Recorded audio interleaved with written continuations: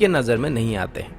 आप लोग सोच में पड़ गए होंगे कि मैं अभी किन के बारे में बात कर रहा हूँ। वैसे टाइटल से आपको पता लग चुका होगा कि आज हम रॉ के कुछ ऐसे हीरोज के बारे में बात करने वाले हैं जो कि जेम्स बॉन्ड को भी ट्यूशन पढ़ा सकते हैं। ये लोग अपनी जान को जोखिम में डाल के दुश्मन के घर में घुसकर उन्हीं की खुफिया बातें अपने देश को बताते हैं। और पूरे दुनिया में इससे ज्यादा खतरनाक काम नहीं है, क्योंकि हर वक्त और हर समय आप दुश्मनों से घिरे हुए होते हैं। आपके पास गलती करने का कोई चांसेस नहीं होता है, क्योंकि अगर आपने एक भी गलती की तो सारा खेल वहीं पर खत्म हो सकता है। नमस्कार दोस्तों, मेरा नाम है अंशुमन नायक और आप देख रहे हैं इंडियन डिफेंस न्यूज।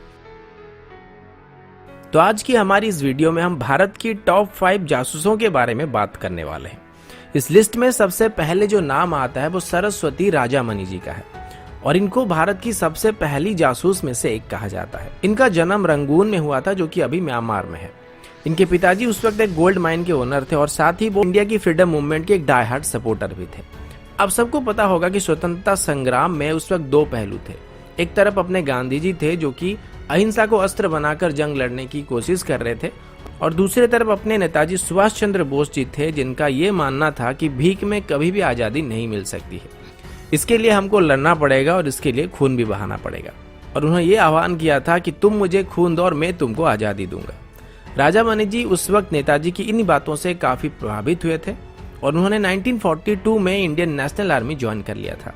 इसके बाद वो लगभग 2 सालों तक अपना भेष बदलकर अपने दोस्तों के साथ खुफिया बातें इकट्ठा करने में लग गए थे। इसी दौरान वो एक लड़के के भेष में घूमते थे और उनका अंडरकवर नाम जो था वो मनी था। इसी दौरान एक बार उनके एक साथी को अंग्रेजों ने पकड़ लिया। उसे छुड़ाने के लिए राजामणि जी ने फिर से अपना भेष बदला और एक डांसर की भेष में उन्होंने ब्रिटिश कैंप में इन्फिल्ट्रेट करने में कामयाब हो गए।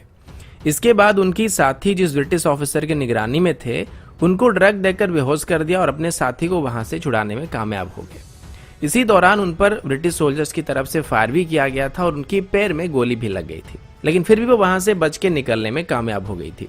उस वक्त उन्होंने आज़ादी की जंग के लिए अपनी सारी संपत्ति को दे दिया था और यहाँ तक कि अपनी गोल्ड माइन को भी डोनेट कर दिया था। अभी वो चेन्नई में रहती है और उनकी तरफ से अपनी इंसिग्निया को इंडियन नेशनल आर्मी की गैलेंट्री को डोनेट किया गया था, जो कि अभी Netaji Subhash Chandra birthplace national museum Cuttack में मौजूद है। हमारे इस लिस्ट में जो दूसरा नाम है वो मोहनलाल भास्कर जी का है। अमेजॉन में मुझे एक बुक मिला था जिसका नाम एन इंडियन स्पाई इन पाकिस्तान था। इस बुक में जो कहानी था वो मोहनलाल भास्कर जी का था। उसमें उन्होंने बताया था कि उन्होंने मोहम्मद असलम नाम की एक फेक आइडेंटिटी के साथ पाकिस्तानी मुस्लिम की भेष में वहां पर रॉ की तरफ से ऑपरेट कर रहे थे और वो स्पेशली पाकिस्तान की न्यूक्लियर प्रोग्राम के बारे में जासूसी कर रहे थे और वहां से रॉ को डाटा भेज रहे थे। लेकिन अनफॉर्चुनेटली उन्हीं का एक साथी अमरीक सिंह, जो कि रॉ का एजेंट होते हुए भी आईएसआई के लिए काम कर रहा था और इनको आप डबल एजेंट भी कह सकते हैं, और इसी वजह से वो पकड़े गए थे और 1967 से 74 तक उनको पाकिस्तान की जेल में बिताना पड़ा था। इसी दौरान उन्होंने पाकिस्तान की जेल्स, उनके सिस्टम और जेलर्स के बारे में बारीकी से अध्ययन किया था और ये सब उनकी किताब में भी मेंशन किया गया है। हमारे इस लिस्ट में तीसरे नंबर पे जिनका नाम है वो रविंद्र कौशिक जी का है और इनको काफी सारे लोग जानते होंगे। इनका जन्म राजस्थान में 1952 में हुआ था। इसके बाद उन्होंने लखनऊ में अपनी एक्टिंग करियर की शुरुआत की थी, जहां से उनको नेशनल लेवल की ड्रामेटिक्स में पार्टिसिपेट करने का मौका मिला था। इसी दौरान रॉ की नज़र उन पर पड़ी थी और उनको अंडरकवर एजेंट के तौर पर पाकिस्तान में पोस्टिंग देने का ऑफर रॉ की तरफ से दिया गया था।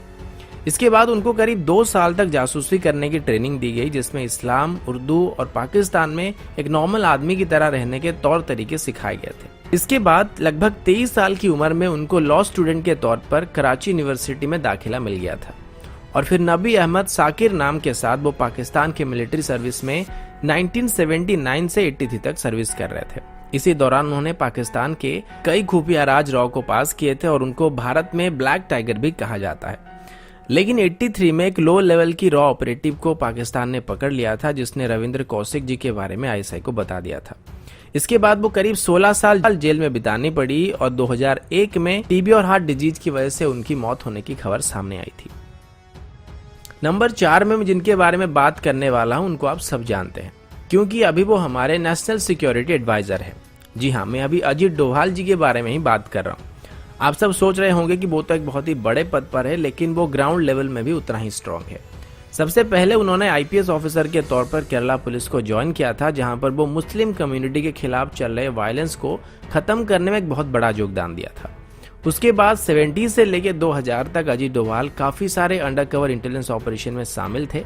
एग्जाम्पल के तौर पर देखें तो मिजो नेशनल फ्रंट इंसर्जेंसी के वक्त अजीत डोभाल काफी सालों तक अंडरकवर रहकर मिजो नेशनल आर्मी में सर्विस कर रहे थे और उस वक्त उनको बर्मा और चाइनीज टेरिटरी में रहकर ऑपरेट करना पड़ता था। इसके अलावा ऑपरेशनल ब्लैक थंडर के दौरान गोल्डन टेम्पल से रोमानियन डिप्लोमेट लिवियू राडू को रेस्क्यू करने में भी उनका काफी बड़ा योगदान था।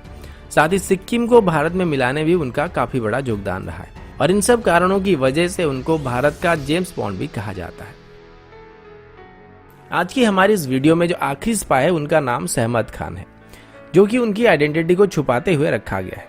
मैं आपको याद दिला दूं कि उनकी लाइफ को बेस करके एक मूवी भी बनी थी जिसमें आलिया भट्ट ने उनकी रोल प्ले किया था और उस मूवी का नाम राजी था। सहमत खान इंडियन इंटेलिजेंस सिस्टम की एक मिस्टीरियस फिगर है जिसके बारे में सहमत नाम की एक नॉवेल, जिसको ex naval officer lieutenant commander Harinder Shikha ji ने लिखा था, उसमें उन्होंने मेंशन किया था कि सहमत खान की बात करें तो वो एक कश्मीरी बिजनेसमैन की बेटी थी, जिसके बाद उन्होंने एक पाकिस्तानी आर्मी ऑफिसर से शादी कर लिया। सिर्फ इतना ही नहीं, इसके बाद पाकिस्तान में वो उनकी टॉप लीडर रुहान खान के बच्चों को जाके ट्यूशन देने लगी और इसी बीच उनको काफी सारे खुफिया बातें पता लगी, जिसमें 1971 में इंडियन एयरक्राफ्ट कैरियर को डुबाने के लिए जो प्लान किया जा रहा था उसके बारे में भी पता लग गया था और ये सारे बातें उन्होंने रॉ को बता दिया था और उनके द्वारा जो भी डाटा दिए गए थे वो 1971 के जंग में काफी मददगार साबित हुए थे और इसके बाद वो भारत वापस आ गई थी और इंडियन आर्मी को ज्वाइन कर लिया था। तो दोस्तों, ये थी भारत की टॉप 5 स्पाइज को लेके एक छोटी सी वीडियो। आशा करता हूँ वीडियो आप सभी को पसंद आया होगा। अगर आपको वीडियो अच्छा लगा तो इसे लाइक और शेयर करना मत भूलिएगा और साथ ही अगर आप हमारे चैनल को पहली बार देख रहे हैं तो इसे सब्सक्राइब करना भी मत भूलिएगा। फिलहाल अभी के लिए इतना ही, मिलता हूँ आपसे अगली वीडियो में। तब तक के लिए जय हिंद, वंदे मातरम।